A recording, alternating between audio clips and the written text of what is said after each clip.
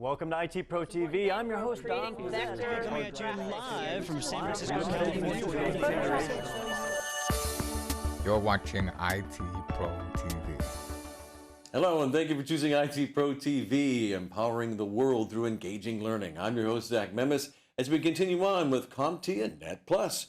And this episode is Network Topologies. What is that all about? Well, Wes Bryant is here to show us the way. Wes, glad to have you. Hey, thanks for having me back, Zach. That is right. We are going to be talking about, well, Zach already said it, network topologies. And let's go ahead and we'll waste no time, dive in. What is a topology? Well, a topology basically describes the layout of the network and, the relationship to connectivity devices and the nodes that we have within the network, right? The end systems, endpoints, if you will, right?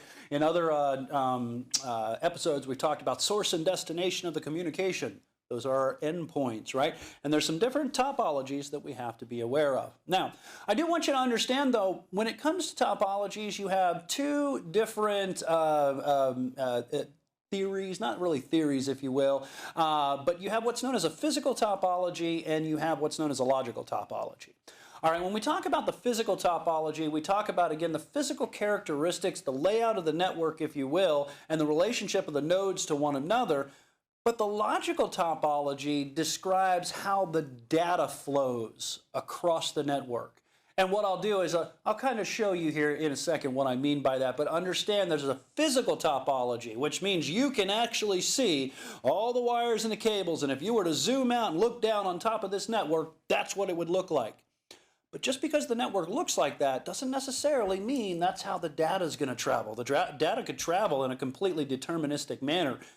So we have to know what logically, if you will, the logical topology as well too. All right, so let's go ahead and let's dive into our first one. And the first one I want to talk about is an oldie but goodie. All right, and this is what's known as a bus network. All right, now when I say oldie but goodie in communication networks, primarily we don't use a lot of bus topologies anymore. However, there are plenty of buses, if you will, and I don't mean the yellow buses that are taking your kids to and from school or transporting you all across the city. What I'm talking about is there are buses all over our computing environment today, right? We have essentially electrical copper conductors that are sending information to and from components on our motherboards. Those are buses. So when I say oldie but goodie, understand that we're talking in the strict form of a network communication. All right, let me give you an example of what a bus topology would look like. What you end up having is this, almost like this central conductor, the central communication cable, if you will. It really forms what's known as kind of like the backbone for the entire network. All right, in the earlier days, these were the type of networks that we were using commonly. The very first Ethernet networks, 802.3, the 10-base-2 and 10-base-5, ThinNet and ThickNet. These were bus-based networks. Now, some of the advantages you have to the bus-based networks was the fact that it was relatively easy to attach a new device to the network. All right, so it's very simplistic, right? It wasn't, and because of the fact that you had this centralized bus and you're only attaching a single node to the backbone cable, it was relatively easy and simplistic when it comes to the physical cabling. All right. Here's the problem with the bus-based network, is bus networks are what are known as contention-based networks. And the reason I say that, a contention-based network, understand that your communication type means that everybody is contending for access to the media, right? In the earlier bus-based network, what we would be using, especially in Ethernet, was something known as carrier-sense multiple access collision detection. And what this means is, again, contention-based media. It just means that if this computer right here sent out communications, well, guess what? Every single node connected to this entire bus would receive the signal.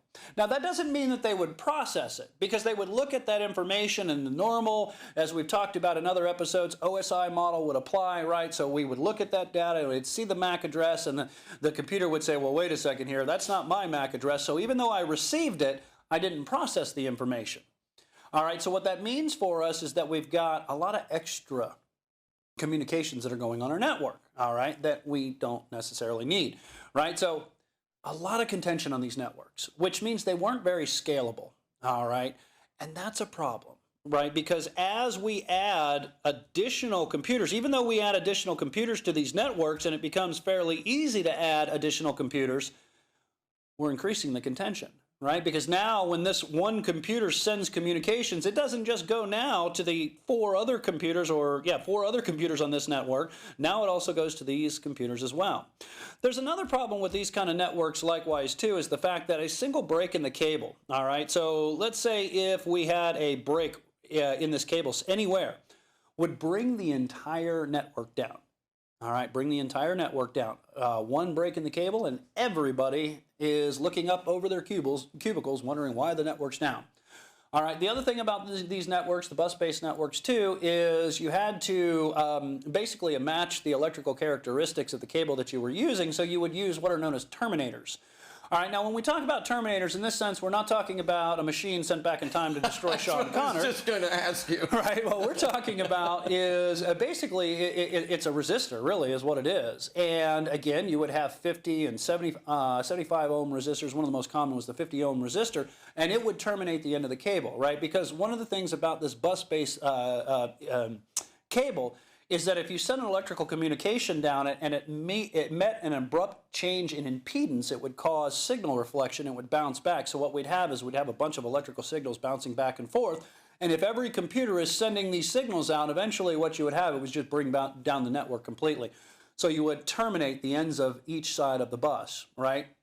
And that was important. So again, keep in mind that they were relatively simplistic to add an additional node, but they were not very good for very large environments, all right? So it is important. Now, what do we use today in very large environments? Well, we use something known as a star topology. And I got an example of a star topology right here. See, a star topology is just one where you have the devices that are connected in a star formation around a central connectivity device, all right? Now, this has its benefits too, and this is the most common type of implementation today. All right, well, one of the things that it has a really good benefit is the fact that if one of the cables breaks here, it only takes that node offline. It doesn't bring down the entirety of the network, right? So please keep that in mind. Now, remember that I told you that this is a physical topology, all right? Logical topology dictates the way the data actually moves across the network, right? The logical topology does. Well, how could we have a connectivity device that, even though this is a physical star topology, logically would make it act like a bus? Well, if it's a hub. If this central connectivity device is a hub, and I send signal from this device into the hub, remember what I told you about a hub when we were talking about the OSI model? If not, you need to go back and watch, is the hub is hard-coded to broadcast out all other ports to the devices that are connected to the hub. Well, guess what? That's a lot of contention. So now, even though physically we have a star topology, if you look at it, logically we have a communication that goes right back to our contention-based physical bus. So that's what we mean when we say the difference between a logical topology and a physical topology.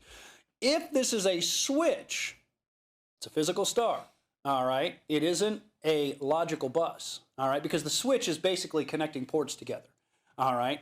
The other benefit of this is it's relatively easy to add another device, right?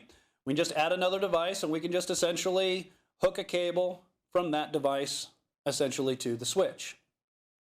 So, good benefit in a star topology, again, one of the most common implementations that you have today. Now, there are some other ones that are kind of blurring the lines between oldies but goodies, but some of them that are, the topology is still in use today, and it's really one of the fastest networks today. So what do I mean by that? Well, again, let's go ahead and take a trip back in time. Let's go back to the 80s, February 1980, when the IEEE came together and they said, you know what, we're going to try to standardize these communication types that all you vendors out there are manufacturing. One of them, I told you, 802.3 was Ethernet. Ethernet uses bus-based technologies up until today when they got into the switch star topology.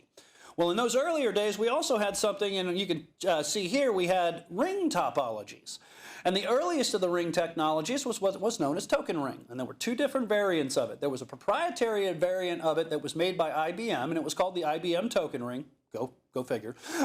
Then we also had one that the IEEE said, okay, IBM, again, remember, all the vendors come in, let's standardize these communications types, and the IEEE said, we'll standardize a token ring. It'll be slightly different than the proprietary IBM, right, because that's their technology, and we'll put it out as 802.5. All right, so 802.5 is your token ring technology. You have to understand so what goes on with this type of network? Now this network, it has benefits and it has drawbacks as well. All right, one of the benefits was for detecting problems. Very easy to tell which node had the problem. Why? Well, because you would have what are known as, let's say relative to this very first computer here, all right, you would have what are known as upstream neighbors and downstream neighbors. So again, from the perspective of this single computer here, we would have an upstream neighbor and a downstream. Why do we call it upstream and downstream? Well, I want you to think about how a river flows, right? If I'm at a central point and I'm down that river where it's flowing this way, I'm upstream. But if I'm on the other side, I'm downstream. Information flow. Well, because information flows kind of like a river. Sometimes it can be just as detrimental to your health as well. So the token ring networks, what they would do is they would pass information in a unidirectional fashion, in one direction. So you always knew what the upstream neighbor was and the downstream neighbor relative to the computer that might be having a problem at this point. Here's the drawback. The drawback is that a single loss of one computer brings down the whole network. All right? And that is a problem. Now, it's not very fault tolerant, all right? The other thing, too, is that unlike Ethernet, which was a contention-based media type where you're always trying to put your data on the wire, if something collides, right, two electrical signals sent in the same direction on a physical medium, a single physical medium, they collide, they bounce back to the source, and the source detects it. That's collision detection, right? This is a deterministic media. All right, deterministic media in the fact that your token ring devices would make sure that the information was passed in a unidirectional fashion. Now, there's there's pros and cons, just like everything else, right? Pros and cons of the contention-based media is that it keeps the devices cheaper. Problem with it, the con is the fact that you could have fragmented data, you can have a lot of extra communications that you don't need. Deterministic media, the good thing is everybody's guaranteed access to the wire being figurative to the network, right? The cable that we're transmitting information across. The bad thing is there could be wasted communication time, if you will. And what I mean by that is you would have the token, right? We say token ring. Well, there's the ring. What the heck is the token? The token was just a special set of bits that would be passed around the token ring. And if it was captured, the token was in a captured state, it means when this information, let's say this information was from 12 o'clock, if we will, to 6 o'clock computer here, right? And that's who we're sending information. Well, it would go to this computer first, right? Unidirectional fashion. And that computer would look at the token and say, oh, it's captured. Well, all right, well, I can't send my data yet. And then it'd go to this computer, and this computer would say, oh, it's captured. Okay, it's supposed to go to the next computer downstream to me. So it's not my data, so let me go ahead and pass it on. All right, but what if these two computers had data to send? Well, the token's already captured. They're going to have to wait their turn. Deterministic media. The other thing is deterministic media access like this in token ring, the price point was higher on the devices themselves, right? The great thing, too, and I want to give props out to our chat room out there, as all our viewers keeping us on track here, is that the loss of the token, a corruption of the token, it can be regenerated and sent back in. All right, so do keep that in mind. Now, I mentioned that that's an oldie, but what are the newer type of technologies here? Well, we're still back in time, unfortunately. Let's go ahead and look back at my computer screen here for a second. We have a dual ring topology. And the cool thing about the dual ring topology is this tried to bring a little bit of fault tolerance, right? And that was known as fiber distributed data interface, all right? And this definitely had its benefits because it was a fiber communication. So in the earlier days where token ring was prevalent and 10-based T or the 10-based or 10 megabit Ethernet, the fact that you could get a single wire and a fiber distributed data interface would operate at 100 megs was pretty impressive in the day. And then what you could do is link aggregation. Instead of using the backup ring as a failover for redundancy, which is great, unlike the token ring, which if you had a break in the cable, the whole network failed. Fiber distributed data interface, if one of the nodes failed, Well, that's okay. This computer or this device would see that that node's failed, and it would send the transmission in the opposite direction. So it was like a fault-tolerant, self-healing type of nature. But if you weren't worried about that and you didn't want the fault tolerance, you could take and do a link aggregation or a link bonding and take two of those fiber distributed data interface links, and you could aggregate them together to not only get 100 megabit transfer speeds, but to get 200 megabit transfer speeds. Now, I know what some of you are saying out there, especially if you're gamers getting into the networking industry. You're like, wow, 200 megs, that's so yesterday's news. Well, it is by today's standards, but it wasn't back then, I can tell you. And the fact that it scales up very well made it a very, very popular but very expensive implementation. And now that we have things like gigabit Ethernet, that is, again, Ethernet is cheap, it pretty much has signaled the death blow to fiber distributed data interface. So those are the oldies. Now, time for the newbies, if you will. Not really newbies, been around for a little bit. But your internet service providers, they will use SONET and synchronous digital hierarchy, right? Again, SONET being here, ANSI, that's the specifications our American National Standards Institute. The International Telecommunications Union in Europe calls it SDH, synchronous digital network, hierarchy, if you will.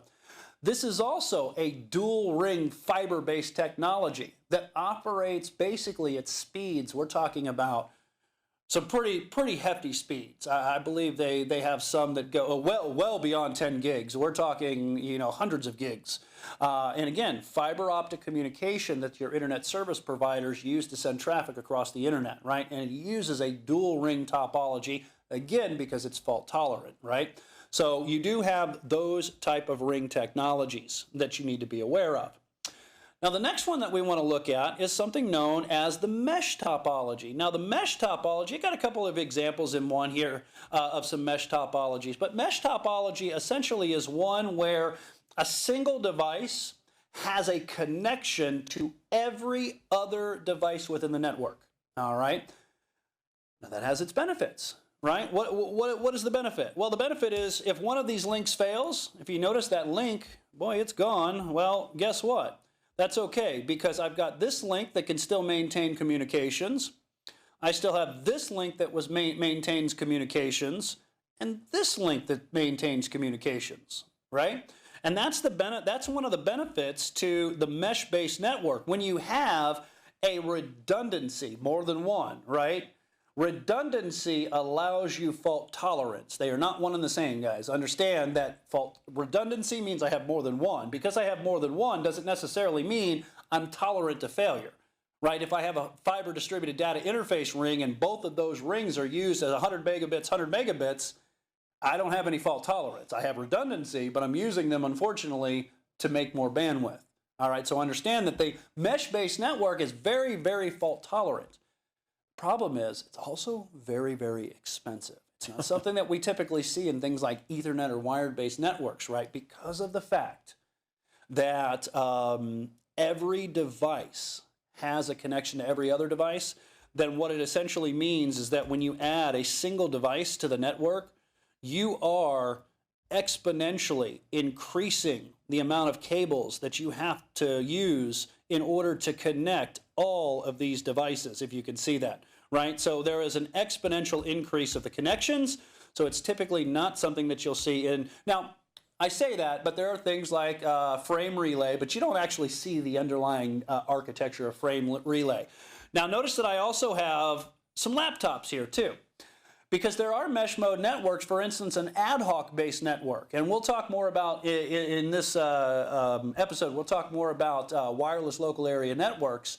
But when we have wireless adapters that can be put into an ad hoc mode, that essentially means your wireless communications, in this case my laptops, can communicate to every other laptop that's also in the ad hoc network. It forms a wireless mesh network, and that's something that we use pretty prevalent today is wireless mesh networks in order to get things like greater coverage areas, all right? But now we also have, when it comes to mesh, that's what was known as a full mesh, and it's in the diagram here, it's a full mesh, because you also have things like partial meshes as well. Notice that we don't have full redundancy, right? To have full redundancy, I would have to have like a cable here, I'd have to have a cable here, and I'd have to have a cable there, right? That's a full mesh. But you can have a partial mesh, right? You'll see this too. You can see partial meshes too. Like if you were ever to look at the topology of the internet and look at all the autonomous systems, you'll see them all, like some of them all connected, and then they'll come down to one portion where there's 3 autonomous systems, right? And they're connected, all interconnected together for redundancy, and then they just kind of snake off to one autonomous system that's by itself with a single link, right? It's a partial mesh network. You also have those too, and we want you to be aware of them. All right. Well, then that takes us into our next concept, and that is, well, our wireless topologies. All right. And there are a few different types of topologies that I want you to be aware of. All right. When we talk about wireless topologies, you'll see that they mention mesh network and they mention ad hoc network. When you have a mesh network, remember what I was telling you, that it's for the purposes of increasing the overall communication distance, right? This is where we have more than one wireless access point all servicing the same network. And you can see that we have, again, more than one wireless access point, and they're all servicing a single network. So you can see that we have our mesh network. Let me go ahead and finish my diagram there, and we will make our colors match. There we go. All right. Now, this is done, again, for the important, basically to accomplish a greater coverage area. And what you'll a lot of times see is that you'll have a wireless LAN controller that is actually controlling all of these devices. But then there's also ad hoc mode. Now, ad hoc mode is one in which you don't need an access point to communicate with another device, right? So both Zach and I right now, we have our MacBooks hooked up and we're on a wireless network, all right? In order for us to communicate on that wireless network, we're actually sending if right now I was going to send Zach, if you will, let's say an email, right? Well, or if I was just going to send him a direct message, it doesn't even have to go out to the internet. I have to go through the access point, and the access point is what controls who can communicate across the wireless network. That's what's known as infrastructure mode. You have an access point basically controlling the wireless devices. But there might be let's say a situation where you might have to use something known as ad hoc mode because I don't have a wireless access point. So if your network adapters in your laptop will support it, so for instance, maybe Zach and I, we have to go to a location where we can't have access for whatever, let's say security reasons, we can't have access to their wireless network. It's for them. But Zach and I have to give a presentation. He's got some PowerPoint slides on his computer, and I've got some stuff on my computer, and unfortunately, we've got our thumb drives. Right? Well, we can set our computers up in an ad hoc network and we don't have to go through the access point. This is where your wireless mesh comes in, because now we're not going through infrastructure mode because the access point isn't controlling this. My computer is acting like an access point. I can send and receive signals at will. Zach can send information back to me. It doesn't have to go through the access point.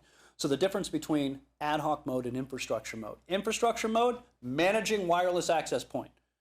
Ad hoc mode, eliminate the access point, and our computers will talk to each other without that access point. That is important to understand. All right. So those are some of the topologies, right? Those are some of the topologies that we need to look at.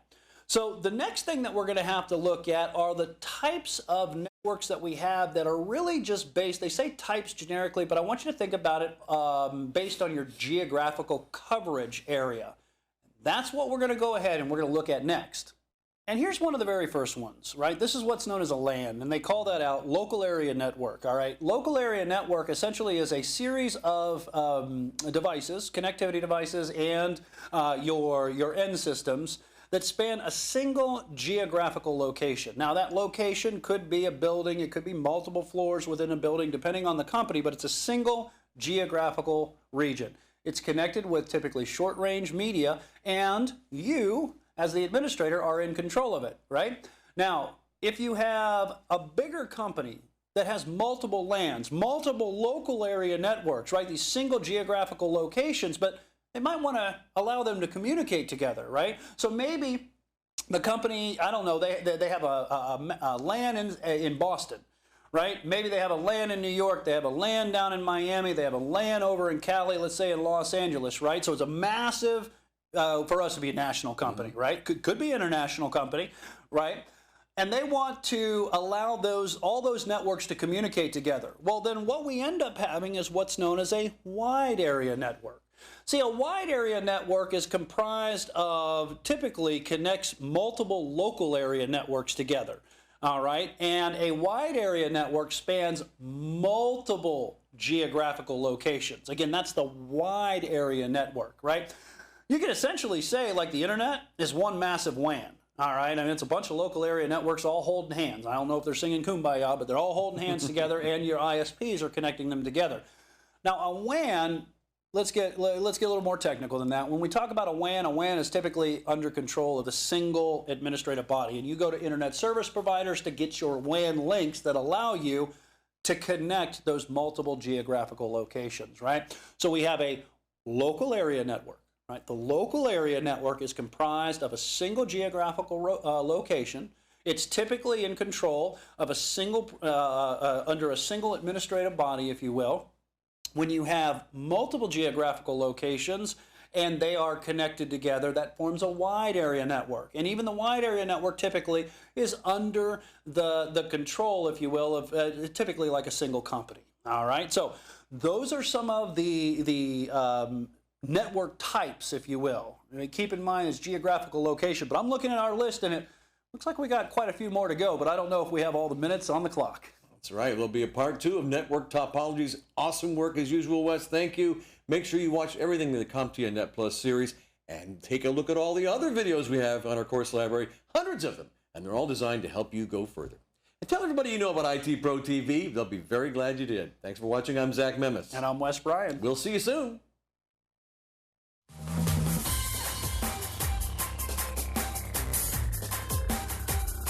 Thank you for watching IT Pro TV.